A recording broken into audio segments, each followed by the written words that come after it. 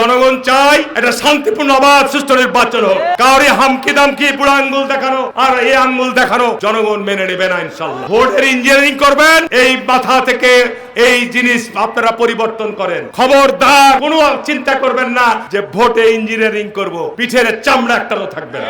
কাউরি হামকি দামকি বুড়া আঙ্গুল দেখানো আর এই আঙ্গুল দেখানো জনগণ মেনে নেবে না ইনশাআল্লাহ। নুরুল ইসলাম বুলবুল বিভিন্ন আয়াত দিয়ে মানুষের সামনে ভাই এই ধর্ম ব্যবসা করিও না। তোমরা যে একটা ধর্ম ব্যবসায়ী তাদের কোনো সন্দেহ আছে? কোনো সন্দেহ নাই।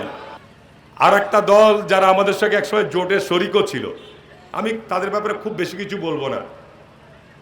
আমি প্রশাসনের উদ্দেশ্যে, এখানে প্রশাসনের লোকরা আছেন, আমি প্রশাসনের উদ্দেশ্যে খুব স্পষ্টভাবে বলতে চাই, আমাকে কেন অভিযোগ দেওয়া লাগবে আচরণবিধি লঙ্ঘনের জন্য? রিটার্নিং অফিসার, সহকারী রিটার্নিং অফিসার সহ যারা আজকে কাজ করছেন, পরিষ্কার সরকার পরিপত্র দিয়েছে। এখানে পরিষ্কার বলছে আসন্ন ত্রয়োদশ জাতীয় সংসদ নির্বাচনে শিক্ষা প্রতিষ্ঠানের শিক্ষক কর্মকর্তা কর্মচারীদের কোনো প্রার্থীর পক্ষে নির্বাচনী প্রচারণায় অংশগ্রহণ করা যাবে না। এটা আমার চিঠি না, এখানে সাংবাদিকরাও আছে। জামাত ইসলামের সাবেক উপজেলা চেয়ারম্যান মুখলেসুর রহমান কি শিক্ষক না? হাসান কমিশনার কি শিক্ষক না? তারা নির্বাচনী সভা করে বেড়াচ্ছে না? এটা অভিযোগ দিতে হবে কেন? রিটার্নিং অফিসার মহোদয়, ভিডিও ফুটেজ পাবেন, সাংবাদিকদের অনেক ছবি পাবেন। আমি আশা করব নির্বাচনকে আপনারা একেবারে নিরপেক্ষ, কোনো ভয়ের কারণ নাই। জনগণ চাই এটা শান্তিপূর্ণ অবাধ সুষ্ঠু নির্বাচন হোক। কাউরি হামকি দামকি বুড়া আঙ্গুল দেখানো আর এই আঙ্গুল দেখানো জনগণ মেনে নেবে না ইনশাআল্লাহ। ভোটের ইঞ্জিনিয়ারিং করবেন, এই মাথা থেকে এই জিনিস আপনারা পরিবর্তন করেন। খবরদার কোনো চিন্তা করবেন না যে ভোটে ইঞ্জিনিয়ারিং করব, পিঠের চামড়া একটাও থাকবে না। ভোট কেন্দ্রে যদি দেখতে পায় ভোটাররা, প্রিজাইডিং অফিসাররা যদি কোন রকম বিগত 15 বছরের যে অনিয়ম দুর্নীতি হয়েছে ন্যূনতম যদি উপলব্ধি করে, সেই জায়গায় কি অবস্থা হবে এটা আমি ভাষায় বর্ণনা করতে পারবো না। আমরা পরিপূর্ণ সহযোগিতা দেব। নিরাপদে যেন ভোটাররা ভোট কেন্দ্রে যাকে খুশি যার ইচ্ছা থাক। আমি নুরুল ইসলাম বুলবুলের একটা বই ছাপিয়েছে, বইটা আমি নিয়ে আসতে ভুলে গেছি, দেখাতাম।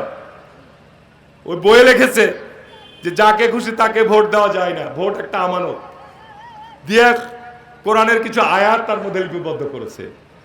আপনার ইব্রাহিম আলাইহিস সালামের কথা বলেছে, ইউসুফ আলাইহিস সালামের কথা বলেছে, দাউদ আলাইহিস সালামের কথা বলেছে। আচ্ছা, তারা তো আল্লাহর নবী, তারা আল্লাহর ক্ষমতায়, তারা আল্লাহ বলেছে ইব্রাহিম আলাইহিস সালাম তোমাকে মানব জাতির খলিফা বানিয়ে দিব। কি উনি কি ভোটের মাধ্যমে খলিফা হয়েছিলেন? হযরত ইউসুফ আলাইহিস সালামকে আল্লাহ মর্যাদা দিয়েছেন, উনি কি আল্লাহ কর্তৃক প্রদত্ত না ভোটের মাধ্যমে? বলেন, আল্লাহ প্রদত্ত।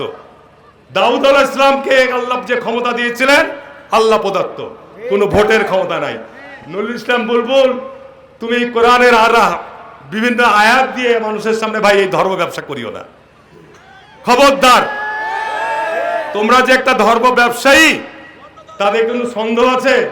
কোনো সন্দেহ নাই।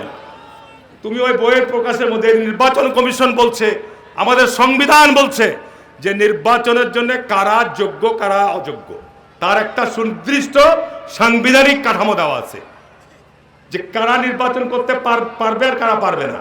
তো যারা নির্বাচনে প্রার্থী হতে পারবে তারাকে আপনার ভোট দেওয়ার আপনার মৌলিক অধিকার, যাকে ভালো লাগবে তাকে দিবেন।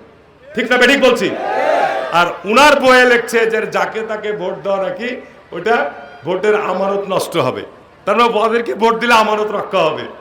উনি বুঝাতে চাচ্ছেন এই সমস্ত ভণ্ডামি বাদ দেন, এইসব ভণ্ডামি বাদ দেন। এই যে দেখেন আমার কাছে, এই যে আমি সাংবাদিকদের উদ্দেশ্যে দেখাচ্ছি, এইসব ভণ্ডলের ব্যাপারে কি জামাত ইসলাম কোনো আইনগত ব্যবস্থা নিয়েছে না দল থেকে কোনো বহিষ্কার করেছে? জামাত ইসলাম এতদিন বাবদ মানুষকে বলে আসলো আল্লাহর আইন চাই, সৎ লোকের শাসন চাই। ঠিক না বেঠিক বলছি ভাই? আবার এখন প্রেস কনফারেন্স করে বলছে যে না, আমরা ক্ষমতায় গেলে শরিয়া আইন চালু করব না। এর যা, তাহলে হলো জামাত ইসলামের যে মৌলিক নীতি দর্শন থেকে তারা পালিয়ে গেল না? ঠিক না বেঠিক বলছি বলেন?